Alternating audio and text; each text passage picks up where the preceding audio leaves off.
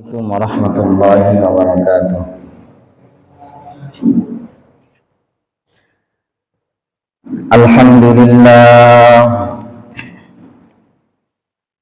الحمد لله الذي جعل الشمس والقمر بحسبان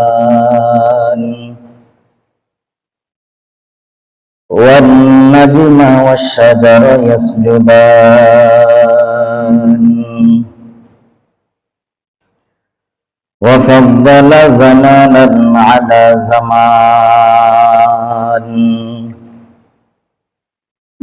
كما فضل مكانا على مكان وإنسانا على إنسان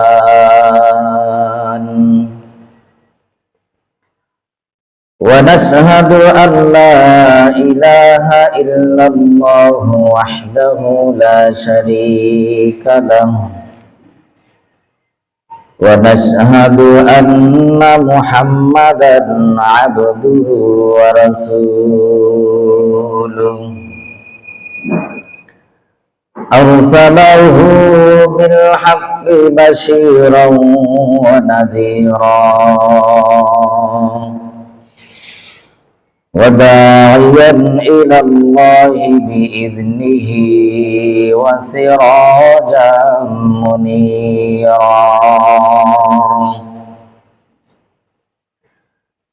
أما بعد فقد قال الله تعالى في كلامه المجيد أعوذ بالله من الشيطان الرجيم بسم الله الرحمن الرحيم إن الصلاة تنهى عن الفحشاء والمنكر ولذكر الله أكبر والله يعلم ما تصنعون وقال النبي صلى الله عليه وسلم أول ما يحاسب به العبد يوم القيامة الصلاة وقال الله تعالى في شان حبيبه إن الله وملائكته يصلون على النبي يا أيها الذين آمنوا صلوا عليه وسلموا تسليما اللهم صل على محمد وعلى آل محمد كما صليت على إبراهيم وعلى آل إبراهيم إنك حميد مجيد اللهم بارك على محمد وعلى آل محمد كما باركت على إبراهيم وعلى آل إبراهيم إنك حميد مجيد ربي زدني علما ربي زدني علما ربي زدني علما ربي اشرح لي صدري ويسر لي أمري واحلل عقدة من لساني يفقهوا قولي মুআজ্জাজ মুহতারাম মহান আল্লাহ রাব্বুল আলামিনের আলিশান দরবারে অসংখ্য অগণিত শুকরিয়া যে আল্লাহ রাব্বুল আলামিন আমাদেরকে জুমার সালাত আদায়ের উদ্দেশ্যে মসজিদে এসে উপস্থিত হওয়ার তৌফিক দিয়েছেন, এজন্য সকলে অন্তর থেকে শুকরিয়া আদায় করি আলহামদুলিল্লাহ। আল্লাহ রাব্বুল আলামিন আমাদেরকে সৃষ্টি করে দুনিয়াতে পাঠিয়ে আমাদেরকে কিছু দায়িত্ব দিয়েছেন। আল্লাহ তাআলা আমাদেরকে যেই দায়িত্বগুলো দিয়েছেন তার মধ্য থেকে সর্বপ্রধান দায়িত্ব হলো ঈমান আনা। এরপরে আমাদের দায়িত্ব হলো ঈমান আনার পর আমল করা। যে আমলগুলো আমাদেরকে করতে হবে তার মধ্য থেকে সর্বপ্রথম ইবাদত হলো নামাজ পড়া। আল্লাহ রাসূল সাল্লাল্লাহু আলাইহি ওয়াসাল্লামকে জিবরিল আলাইহিস সালাতু ওয়াস সালাম মানুষের রূপ ধারণ করে এসে জিজ্ঞাসা করলেন, ইয়া মুহাম্মদ আখবিরনি আনিল ইসলাম। হে মুহাম্মদুর রাসূলুল্লাহ সাল্লাল্লাহু আলাইহি ওয়াসাল্লাম, ইসলাম কি জিনিস, ইসলাম কাকে বলে, এই ব্যাপারে আমাকে আপনি খবর দিন, আমাকে আপনি অবগত করুন। আল্লাহ রাসূল সাল্লাল্লাহু আলাইহি ওয়াসাল্লাম জবাব দিলেন, আল ইসলামু আন তাশহাদা আল্লা ইলাহা ইল্লাল্লাহ ওয়া আন্না মুহাম্মাদার রাসূলুল্লাহ ওয়া তুকিমাস সালাহ ওয়া তুতিয়াজ যাকাহ ওয়া তাসুমা রমাদান ওয়া তাহুজ্জাল বাইতা ইন ইসতাতাআ ইলাইহি সাবিলা। আল্লাহ রাসূল সাল্লাল্লাহু আলাইহি ওয়াসাল্লাম ধারাবাহিকভাবে ইসলামের যে মূল বিষয় যেগুলো আছে, ইসলামের আরকান যেগুলো আছে, সেগুলো তিনি জানিয়ে দিলেন যে ইসলাম হলো এক নম্বরে এ কথার সাক্ষ্য দান করা যে আল্লাহ রাব্বুল আলামিন ছাড়া কোনো ইলাহ নাই, তুমি এ কথার সাক্ষ্য দিবে, এবং মুহাম্মাদুর রাসূলুল্লাহ সাল্লাল্লাহু আলাইহি ওয়াসাল্লাম আল্লাহ রাব্বুল আলামিনের পক্ষ থেকে প্রেরিত রাসূল, এ ব্যাপারে সাক্ষ্য দান করবে। দ্বিতীয় নাম্বার বিষয় নবীজি সাল্লাল্লাহু আলাইহি ওয়াসাল্লাম বললেন, ওয়া তুকিমাস সালাহ, নামাজ কায়েম করবে, নামাজ কায়েম করবে। ইসলামের যেই মূল বিষয় তার মধ্য থেকে এক নাম্বার হলো ঈমান আনা। তার পরবর্তী যে বিষয়গুলো উল্লেখ করা হয়েছে তার মধ্য থেকে সর্বপ্রথম যে ইবাদতের কথা বলা হয়েছে সেটা হলো নামাজের কথা। নবীজি সাল্লাল্লাহু আলাইহি ওয়াসাল্লাম বলেছেন যে তোমরা নামাজ কায়েম করো, নামাজ আদায় করো, নামাজ পড়ো। এই নামাজ অত্যন্ত গুরুত্বপূর্ণ এক ইবাদত, একটা ইসলামের রকন। এই নামাজ এটা আমাদের সকল সমস্যার সমাধান। আল্লাহ রাব্বুল আলামিন কুরআনে কারীমে সূরাতুল বাকারার এক আয়াতের মধ্যে বলেছেন, ইয়া আইয়ুহাল্লাযীনা আমানুস্তাঈনু বিস-সাবরি ওয়াস-সালাহ ইন্নাল্লাহা মা'আস সাবিরিন। যে হে ঈমানদার বান্দারা, তোমরা ধৈর্য এবং নামাজের মাধ্যমে আল্লাহর কাছে সাহায্য প্রার্থনা করো। বিপদে পড়ে গিয়েছি, সমস্যার সম্মুখীন হয়েছি, পেরেশানি, টেনশন, নামাজ পড়ে আল্লাহর কাছে দোয়া করব, আল্লাহ তাআলা অবশ্যই আমাদেরকে এই বিপদ থেকে উদ্ধার করবেন। অন্য এক আয়াতের মধ্যে, সূরাতুল আনকাবুতের এক আয়াতের মধ্যে আল্লাহ রাব্বুল আলামিন নামাজের ব্যাপারে বলেন, ইন্নাস সালাতা তানহা আনিল ফাহশাই ওয়াল মুনকার। নিশ্চয়ই নামাজ এটা অন্যায় কাজ থেকে, গর্হিত কাজ থেকে, ফাহেসা কাজ থেকে, খারাপ কাজ থেকে, অপছন্দনীয় বিষয় থেকে, অকল্যাণকর বিষয় থেকে মানুষকে রক্ষা করে, মানুষকে ফিরিয়ে রাখে। সুবহানাল্লাহ। কিভাবে মানুষকে অকল্যাণকর বিষয় থেকে বাঁচিয়ে রাখে? একটা হাদিস নিয়ে আমরা গত জুমায় আলোচনা করতেছিলাম। নবী করিম সাল্লাল্লাহু আলাইহি ওয়াসাল্লাম বলেন, সাল্লুস সালাওয়াতি লিওয়াক্তিহা ওয়া আসবাগা লাহা উদুআহা ওয়া আতাম্মা লাহা কিয়ামাহা ওয়া খুশুআহা ওয়া রুকুআহা ওয়া সুজুদাহা খরাজাত বাইদাউ ওয়া হিয়া মুসফিরাতুন তাকুলু হাফিযাকাল্লাহু কামা হাফিযতানি। নবীজি সাল্লাল্লাহু আলাইহি ওয়াসাল্লাম বলেন, যে ব্যক্তি খুশু খুজুর সাথে নামাজ আদায় করে, নামাজের রুকু সিজদা গুলো ঠিকভাবে আদায় করে, ধীরস্থিরতার সাথে নামাজের হক আদায় করে নামাজ আদায় করে, এই ব্যক্তির এই নামাজটা নূর হয়ে আলো হয়ে আসমানের দিকে উঠে চলে যায়। এবং যে নামাজ আদায় করলো এই নামাজি ব্যক্তির জন্য আল্লাহর কাছে দোয়া করে, তাকুল হাফিজাকাল্লাহু কামা হাফিজতানি, তুমি যেভাবে আমাকে হেফাজত করেছো আল্লাহ যেন তোমাকে এইভাবে হেফাজত করে। সুবহানাল্লাহ। তাহলে নামাজ এটা অত্যন্ত গুরুত্বপূর্ণ এক ইবাদত। বলতে গেলে আমাদের যত ইবাদত আছে তার মধ্য থেকে সর্বপ্রধান ইবাদত। তো এই নামাজ যদি আমাদের জন্য দোয়া করে, সেইভাবে যদি আমরা নামাজ আদায় করি, আর এই নামাজ যদি আমাদের জন্য দোয়া করে, তাহলে তো সকল খারাপি থেকে, সকল অকল্যাণ বিষয় থেকে আল্লাহ তাআলা অবশ্যই আমাদেরকে হেফাজত করবেন। এজন্য নামাজ নামাজের মতো হওয়া চাই।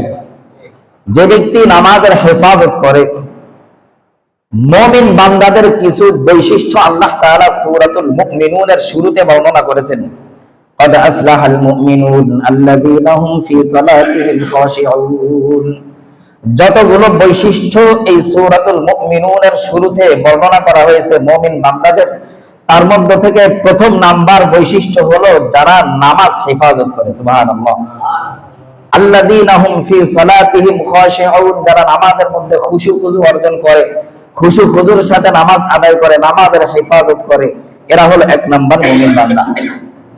তো নামাজের হেফাজত যদি করা যায়, নামাজকে যদি সংরক্ষণ করা যায়, নামাজের হক আদায় করে নামাজ আদায় করা যায়, ওই ব্যক্তির জন্য শাইখ জাকারিয়া রহমাতুল্লাহ আলাইহি তিনি বর্ণনা করেন যে ওই ব্যক্তির জন্য 5 প্রকার পুরস্কার রয়েছে। আল্লাহ তাআলা তাকে 5 প্রকার পুরস্কারে পুরস্কৃত করবেন। সুবহানাল্লাহ।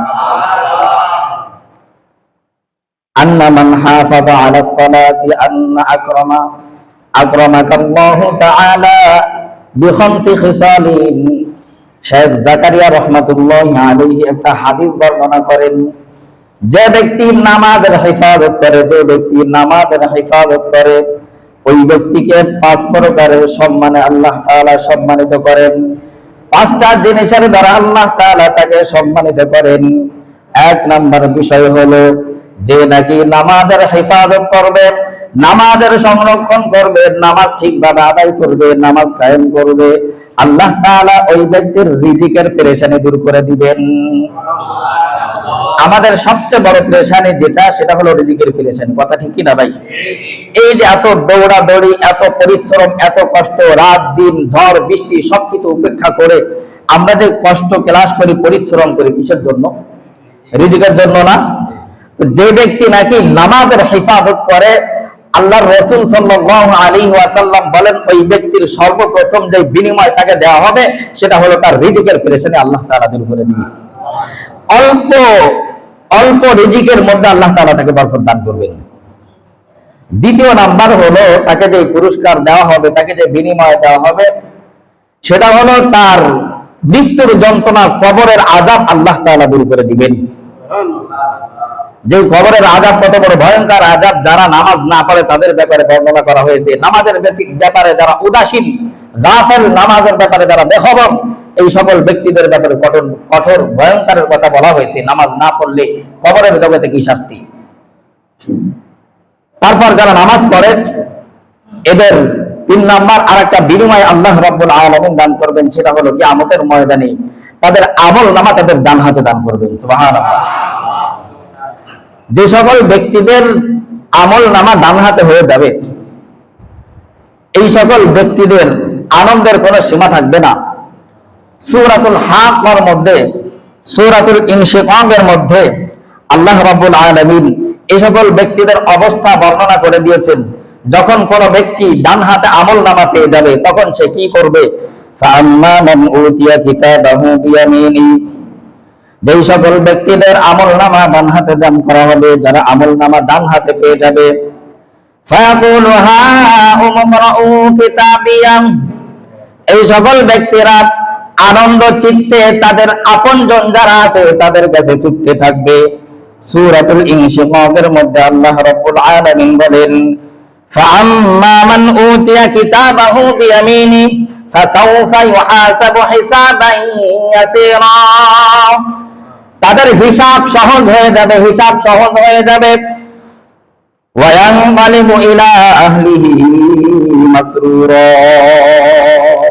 এই সকল ব্যক্তিরা আনন্দ চিত্তে, প্রফুল্ল অন্তরে, খুশি মনে, আনন্দিত হয়ে তাদের আহাল যারা আছে, আপনজন যারা আছে, প্রিয়জন যারা আছে, মা বাবা যারা আছে, ভাই বোন যারা আছে, আত্মীয় স্বজন, মুহিব্বিন যারা আছে, এই সকল ব্যক্তিদের কাছে ছুটে যাবে আর বলতে থাকবে, ফাউলুহা উমরাউ কিতাবিয়া, তোমরাও আমাদের আমলনামাগুলো পড়ে দেখো, এই আমলনামার মধ্যে কি আছে, কি আল্লাহ তাআলা লিখে দিয়েছে, তোমরাও পড়ে দেখো।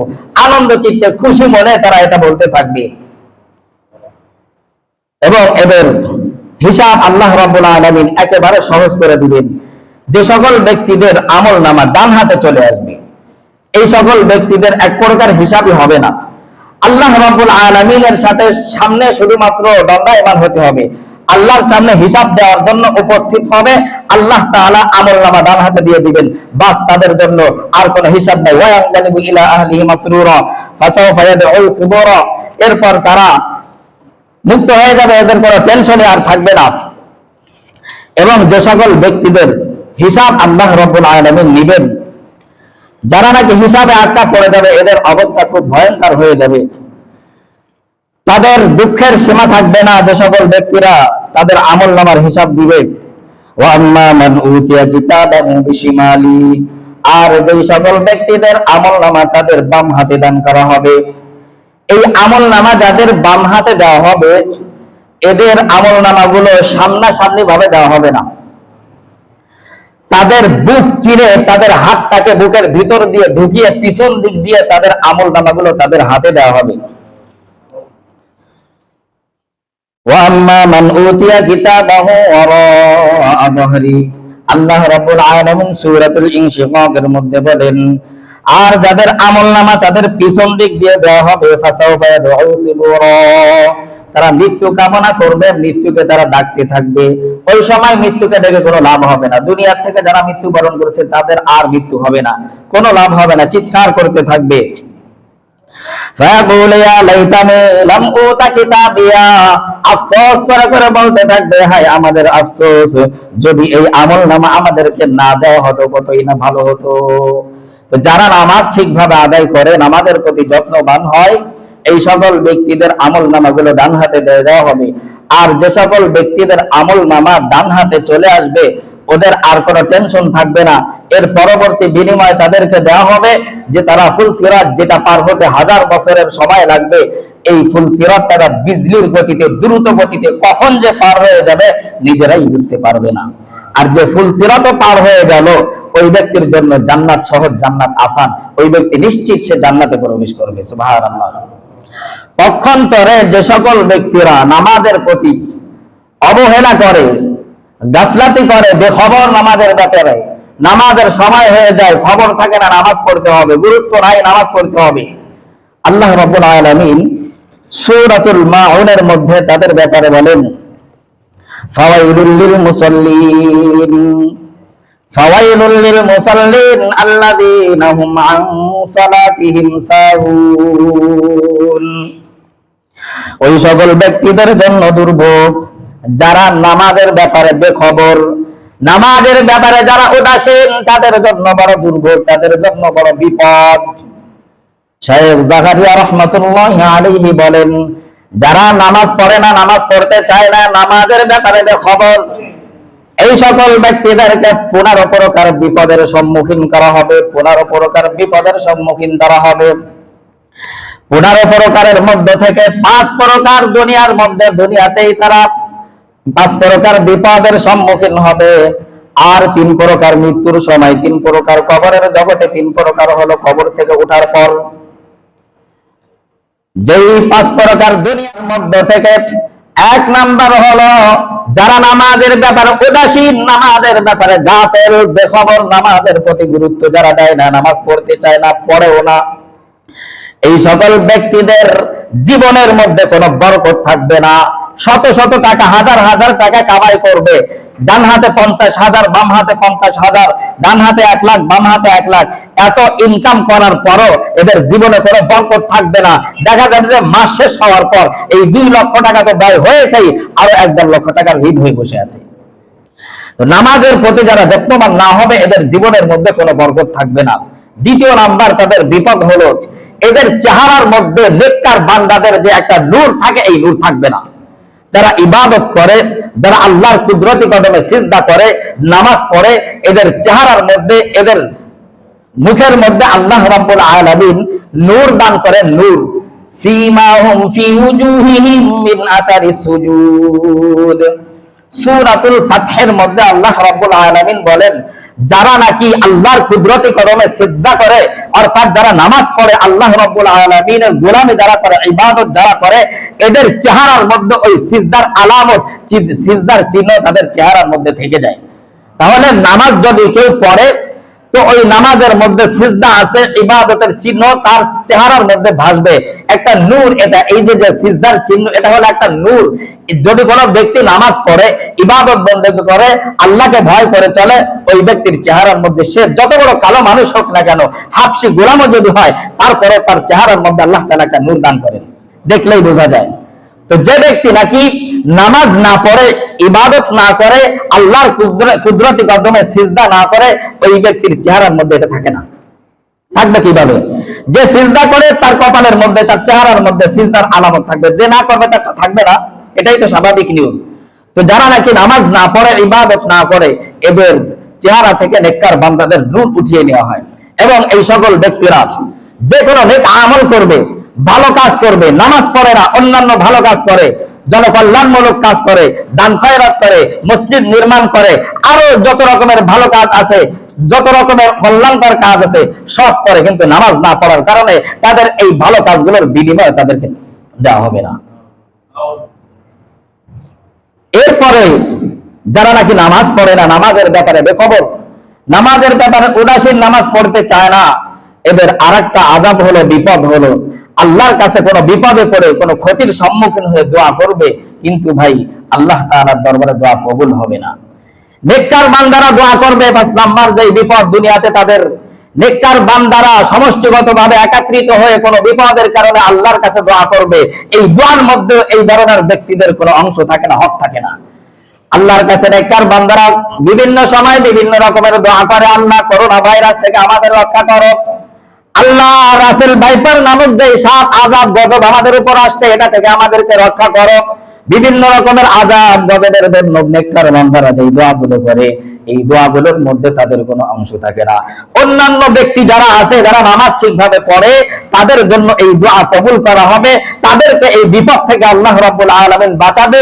কিন্তু যারা নামাজের ব্যাপারে গাফেল, নামাজের ব্যাপারে উদাসীন, নামাজ পড়ে না, পড়তে চায় না, এই ধরনের ব্যক্তিদের ব্যাপারে এই দোয়া কবুল করা হবে না, তাদেরকে এই আযাব থেকে রক্ষা করা হবে না।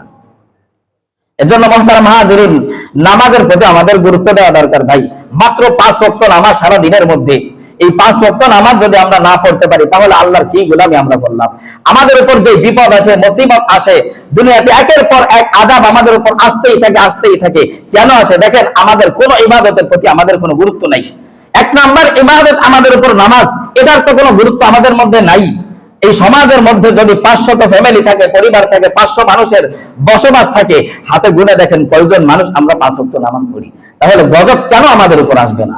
আমরা 5-7 জন, 10 জন, 20 জন মানুষ মাত্র নামাজ পড়লেই বিপদ থেকে, সমষ্টিগত যে আযাব আর গজব আসে, এটা থেকে কিন্তু বাঁচা যাবে না। 1 নাম্বার ইবাদত নামাজ, এটা তো আমরা পড়ি না। তারপরে রমজান মাসে যখন রোজা আসে, এই রোজাও কিন্তু আমরা সবাই ঠিকভাবে আদায় করতে পারি না। কথা ঠিক বললাম না ভুল বললাম ভাই? এরপরে যাকাত, এটাও তো আমরা পরিপূর্ণভাবে সবাই আদায় করি না, যাদের উপর যাকাত ফরজ হয়। তারপরে যাদের উপর হজ ফরজ হয়ে আছে, অনেক মানুষ আছে যাদের উপর দীর্ঘদিন ধরে হজ ফরজ হয়ে আছে, হজ আদায় করার কোনো খবর নেই। তাহলে গজব কেন আমাদের উপর আসবে না বলেন? আমরা তো নিজেরা নিজেদের উপর আযাব টেনে নিয়ে আসতেছি, গজব টেনে নিয়ে আসতেছি। আল্লাহ তাআলা তো কোরআনে কারীমের বিভিন্ন আয়াতের মধ্যে আমাদেরকে জানিয়ে দিয়েছেন, ওমা আসাবাকুম মিন মুসিবাতিন ফাবিমা কাসাবাত আইদিকুম, তোমাদের কৃত কর্মই তোমাদের উপর আযাব টেনে নিয়ে আসে, গজব টেনে নিয়ে আসে। তোমরা যেই অপকর্মগুলো করো, অন্যায় কাজগুলো করো, গুনাহের কাজ করো, এর জন্যই তোমাদের উপর আযাব চলে আসে, গজব চলে আসে। 5 ওয়াক্ত নামাজ, এটা অত্যন্ত গুরুত্বপূর্ণ এক ইবাদত। আমরা সকলে ইনশাআল্লাহ চেষ্টা করব যে 5 ওয়াক্ত নামাজ আমরা পুরুষ যারা আছি মসজিদে এসে জামাতের সাথে আদায় করব। আল্লাহ তাআলা আমাদেরকে তৌফিক দান করেন। এরপর যারা নাকি নামাজের ব্যাপারে বেখবর, তাদেরকে মৃত্যুর সময় কয়েকটা আযাব দেওয়া হয়, 3 প্রকার আযাব। শেখ জাকারিয়া রাহমাতুল্লাহি আলাইহি লেখেন যে 1 নাম্বার আযাব হলো মৃত্যুর সময় ওই ব্যক্তিকে অপমান অপদস্থ অবস্থায় দুনিয়া থেকে বিদায় নিতে হবে, লাঞ্ছিত বঞ্চিত অবস্থায় দুনিয়া থেকে বিদায় নিবে। দ্বিতীয় নাম্বার হলো সে মৃত্যুর সময় প্রচন্ড ক্ষুধার্ত হয়ে মৃত্যুবরণ করবে, প্রচন্ড ক্ষুধা নিয়ে সে দুনিয়ার থেকে বিদায় নিবে। 3 নাম্বার এমন পিপাসিত অবস্থায় সে দুনিয়ার থেকে বিদায় নিবে যে সমুদ্রের সমপরিমাণ পানিও যদি তাকে পান করানো হয় তার পিপাসা নিবারণ হবে না। নাউজুবিল্লাহ। এরপর যখন সে মৃত্যুবরণ করলো তাকে যখন কবরে রাখা হবে, এই কবরের মধ্যেও কয়েক প্রকার বিপদের সম্মুখীন তাকে হতে হবে। 1 নাম্বার, কবরের মধ্যে রাখার সাথে সাথে কবরের আযাব শুরু হবে। কবরের মাটি চতুর্দিক থেকে তার চাপ দিবে, এমন জোরে কবরের চতুর্দিক থেকে তাকে মাটি চাপ দিবে, তার সমস্ত শরীরের হাড়গুলো ভেঙে চূর্ণ বিচূর্ণ হয়ে যাবে। একদিকের হাড়গুলো আরেক দিকের হাড়ের মধ্যে ঢুকে যাবে। দ্বিতীয় নাম্বার আযাব বিপদ হলো তার কবরটাকে জাহান্নাম বানিয়ে দেওয়া হবে, জাহান্নামের আগুন তার কবরের মধ্যে জ্বালিয়ে দেওয়া হবে। 3 নাম্বার হলো এই ব্যক্তিকে শাস্তি দেওয়ার জন্য তার কবরের মধ্যে এক শ্রেণীর সাপ নিযুক্ত করে দেওয়া হবে। এই সাপ কত বড় বিষাক্ত, হাদিসের মধ্যে আসছে যদি এই সাপ জমিনের দিকে ফিরে মুখ ফিরিয়ে একবার নিঃশ্বাস ছাড়ে, এই সাপ এত বিষাক্ত সমস্ত জমিন পুড়ে তামা হয়ে যাবে, এই জমিনের মধ্যে বৃক্ষলতা গজানোর মতো আর কোনো শক্তি থাকবে না। এত বড় বিষাক্ত সাপ। এই সাপগুলো এক প্রকার আযাবের ফেরেশতা, এগুলোকে সাপ হিসেবেই নিযুক্ত করা হবে। এদের আবার 2টা হাত আছে, এই হাতের মধ্যে যে নখগুলো আছে নখগুলো লোহার তৈরি, চোখগুলো আগুনের তৈরি। এই সাপগুলো এই ব্যক্তিকে দংশন করবে। ফজরের সময় এলান করবে, ঘোষণা করবে, হে আল্লাহর নাফরমান বান্দা, তুমি ফজরের নামাজ পড়ো নাই, তাই আল্লাহ রাব্বুল আলামিন তোমার উপর আমাকে নিযুক্ত করে দিয়েছে, আমি ফজর থেকে জোহর পর্যন্ত তোমাকে দংশন করব। এই ব্যক্তিকে যখন সবল মারবে, দংশন করার সাথে সাথে 70 হাত অথবা 70 গজ জমিনের মধ্যে ঢুকে যাবে। যখন ঢুকে যাবে তার যে নখ আছে, হাত আছে লোহার তৈরি, এটা দিয়ে তাকে আবার উপরে টেনে উঠাবে, আবার দংশন করবে, আবার জমিনের মধ্যে ঢুকে যাবে, আবার তাকে টেনে উঠাবে, আবার দংশন করবে, আবার জমিনে দেবে যাবে, আবার তাকে টেনে উঠানো হবে। বারবার এভাবে তাকে শাস্তি দিতে থাকবে, জোহর পর্যন্ত তাকে এইভাবে শাস্তি দেওয়া হবে। জোহর যখন হয়ে যাবে, জোহরের নামাজ না পড়ার কারণে আবার ঘোষণা দিবে, হে আল্লাহর নাফরমান বান্দা, জোহরের নামাজ তুমি পড়ো নাই, জোহরের নামাজ না পড়ার কারণে করে দিয়েছে, জোহর থেকে আসর পর্যন্ত আমি তোমাকে এইভাবে আযাব দিব। জোহর থেকে আসর পর্যন্ত তাকে এইভাবে আযাব দেওয়া হবে। আসর থেকে মাগরিব, মাগরিব থেকে ঈশা, ঈশা থেকে ফজর পর্যন্ত এইভাবে আযাব দেওয়া হবে। আর কিয়ামত পর্যন্ত তার আযাব এইভাবে চলতেই থাকবে, চলতেই থাকবে। মুহতারাম হাজিরিন, কবরের আযাব যে কত বড় কঠিন, এটা যদি আমরা দেখতে পারতাম, দুনিয়ার কোন মানুষ চোখে দেখতে পারতো, তাহলে তাদের দুনিয়ার কোনো খবর থাকতো না। দুনিয়ার খাওয়া দাওয়া কাজকর্ম সবকিছু বাদ দিয়ে পরকালের চিন্তায় মানুষ পড়ে থাকতো, আল্লাহর কুদরতি কদমে সিজদায় মানুষ লুটে থাকতো। এত বড় আযাব কবরের মধ্যে নিযুক্ত করে রাখা হয়েছে। আমরা শুধুমাত্র শুনি বিষাক্ত সাপ, জাহান্নামের আগুন, কিন্তু এটা দুনিয়ার কোন মানুষ কল্পনাও করে নাই, কোনোদিন কোনো চোখ দেখতেও পারে নাই। কত বড় আযাব যে সেখানে নিযুক্ত করে রাখা হয়েছে, নির্দিষ্ট করে রাখা হয়েছে, কোন মানুষের ব্রেনে কোনোদিন এটা ধরে নাই। দুনিয়ার সামান্য যে সাপগুলো, বিষাক্ত সাপ, এগুলোতে যদি আমাদেরকে দংশন করে, কামড় দেয়, এই বিষ নামানোর জন্য, বিষ থেকে বাঁচার জন্য আমরা কোথায় দেবো সেই চেষ্টা করে বাঁচি না, চিল্লা ফাল্লা শুরু হয়ে যায় বিষের কারণে। আর ওই পরকালের কবরের জগতে যে সাপ, এটা যে দংশন করলে কি পরিমাণ আযাব মানুষের শরীরে হবে, এটা কোনোদিন কোনো মানুষ কোনোদিন চিন্তাও করতে পারে নাই। এজন্য ভাইরা আমার, আমরা সবাই সচেতন হয়ে যাই। মনে করতেছি এখন মাত্র অল্প বয়স, 30-40 বছর বয়স, আরো তো অনেক সময় বাকি আছে আমাদের, আরো তো 100 বছর 50 বছর কম পক্ষে বাঁচবো, তারপরে মৃত্যু হবে।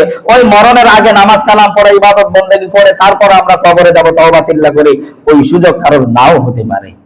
এখনই সময় ভাই, আমরা কতক্ষণ বাঁচবো কেউ কিন্তু জানি না। হতে পারে এই মসজিদে আমরা বসে আছি, এখান থেকে আমাদের বের হওয়ার আর সুযোগ হবে না, এটাও হয়ে যেতে পারে। অনেক মানুষ দেখেন, চিন্তা করে, আমাদের সমবয়সী, তারা কিন্তু দুনিয়া থেকে বিদায় নিয়ে চলে গিয়েছে। আমাদের ছোট ভাই, আমাদের সন্তান, আমাদের নাতি, তারাও কিন্তু দুনিয়া থেকে বিদায় নিয়ে চলে গিয়েছে। এই চিন্তা করে কিন্তু বসে থাকা যাবে না। এখনই সময়, এখনই তওবা করেন, এখনই তওবা করে আল্লাহর গোলামের মধ্যে শামিল হয়ে যান। ফাদখুলি ফি ইবাদি ওয়াদখুলি জান্নাতি, আল্লাহর ইবাদতের মধ্যে দাখিল হয়ে যাও আর জান্নাতে সবাই প্রবেশ করে। আল্লাহ রাব্বুল আলামিন আমাদের সকলকে আল্লাহ তাআলার পরিপূর্ণ হুকুমগুলো, শুধু নামাজ নয়, যত ইবাদত আমাদের উপর আছে সমস্ত ইবাদত গুলো করে গুনাহ থেকে মুক্ত হয়ে কবরে যাওয়ার তৌফিক দান করেন। সকলে বলে আমিন। ওয়া আখিরি দাওয়ানা আলহামদুলিল্লাহি রাব্বিল আলামিন।